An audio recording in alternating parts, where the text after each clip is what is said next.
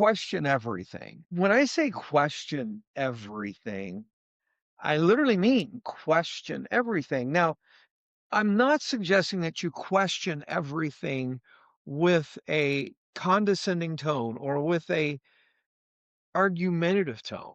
Rather, I'm suggesting that you question everything with a tone of curiosity, a tone that says, I want to better understand you, a tone that says, I hear you loud and clear, a tone that says, I respect what you're saying. I want to understand the circumstance, the situation from your perspective, because I respect you that much.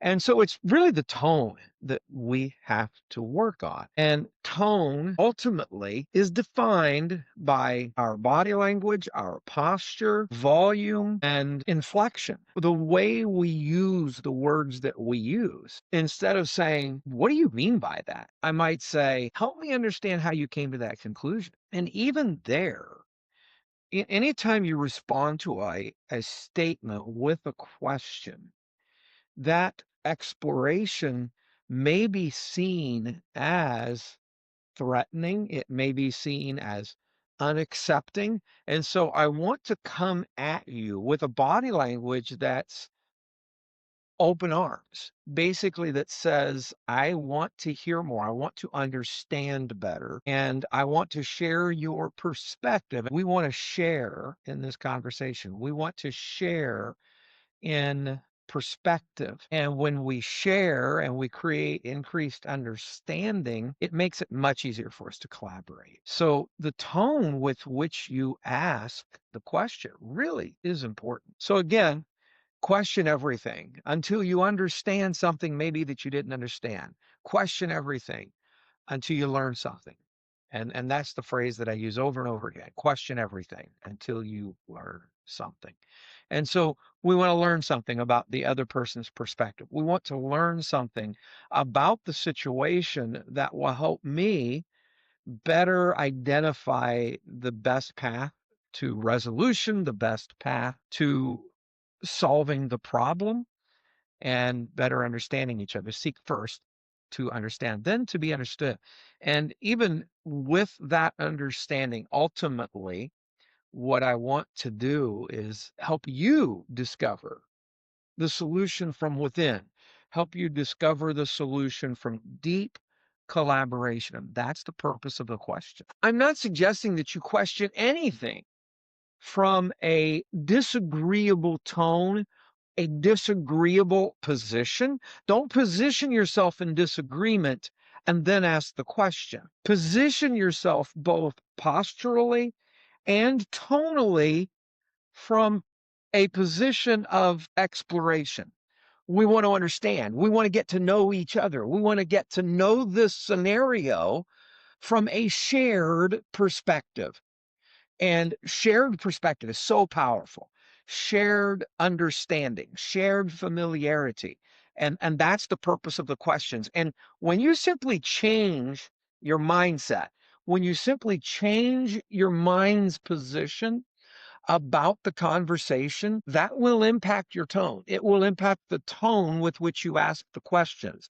And so understanding where you're coming from, and I struggle with this because somehow my brain is directly wired to my face. And if I disagree with you, my face is working really hard to say that. And sometimes I have to really reach into the mind and flip that switch and tell myself, wait a minute, I don't know enough to have a position, either to agree or to disagree at this point. I don't know enough. And so I'm going to back up mentally. I'm going to back myself up. I want to back this train up. I want to back this conversation up. And that's tough. That is probably the biggest challenge I'm going to make to you as a conversationalist, as a communicator, is learning how to back up. And there's really no technique more suitable or appropriate for that mental backup than the pause. So the pause can be drawing a deep breath. The pause can simply be the blank stare. In fact, I think there's a certain gift in making the stare blank that communicates to the person, I've not arrived. I haven't parked. I have not settled in my mind on what I believe to be true or where I stand in this argument or this discussion. When I genuinely have concluded I'm not going to have a made up mind, I'm not going to have made up my mind, and I'm not settled here in this mind's position, it will show in my body language because leaning in becomes more natural because I really do want to understand what you're trying to tell me. I really do want to have a familiarity from your perspective. I literally want to be standing where you're standing, and mentally, obviously. I want to be seeing the scenario the way you see it every day from your desk, from your department, from your concern and your place of concern. And that really is where understanding happens. That's when I have truly begun to understand you and understand the circumstance as if I were you. And once you have that buy in, once you believe that I really care, I'm really listening, I'm really trying to understand this, not so that I can counter your argument, not so I can defeat your position, but so that I can share this position with you. We've accomplished something conversationally. We've accomplished something communicationally. And it's really validation. So, and I know I use that word validation a lot, but I think it's probably the strongest word that we can use here in this place. Validation is way more than just approval. I genuinely believe that in every conversation, as the leader, if I want to be the leader, if I presume myself to be the leader, I must accept responsibility for creating validation, arriving at validation. I need to let go of my need to be validated and seek to validate you. This puts me in a position of leadership and it allows me to lead with much more grace. With that in mind, you could use words like affirmation. I love the word authenticity. In communication, I frequently use this, and authenticity is really perceived and captured when we are in complete alignment with our entire physiology and psychology. And so you can say, tell me more, I want to understand you. But if your body language is cold, withdrawn, arms folded, and you seem set back in your chair as if you've already drawn a conclusion, your voice is saying, tell me more, I want to understand you, but your body language is saying you're a liar. That's dangerous. Ultimately, you need to have the highest level commitment to reaching validation.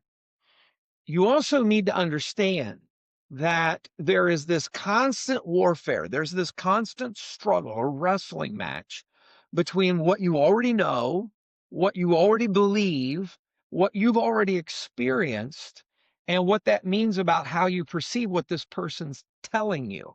And if you're not really, really careful, that's going to come through in your body language. I know I struggle with this. My brain is very hardwired to my face. And if I don't like what you're saying, or if I disagree with what you're saying, or if I find what you're saying funny, if I find what you're saying to be unreasonable, my face is probably telling you what I believe in spite of what my lips are saying. And that's where we struggle. I struggle reaching a congruent delivery between my physiology and my psychology. There really are three things that you must practice in order to master the art of congruency in conversation. And that is number one, being aware that your psychology and your physiology are not always congruent. They're not always on the same page, and you're not always expressing the same thing with each. So simply understanding that is the first step. Perhaps the most powerful technique for reaching congruency is the almighty pause. The pause can be simply drawing a deep breath. The pause can be physically changing your posture. So I find one of the things that allows me to reach a validating posture in most scenarios is a slight lean in. So move toward the individual. And if you can couple that with a pause, maybe moving your hand to your chin, possibly putting a finger or two over your mouth, you've said something that I would like to understand a little bit better. Then articulate a position of curiosity. Seek to understand, seek to draw more from the person. So you said something I would like to hear more about.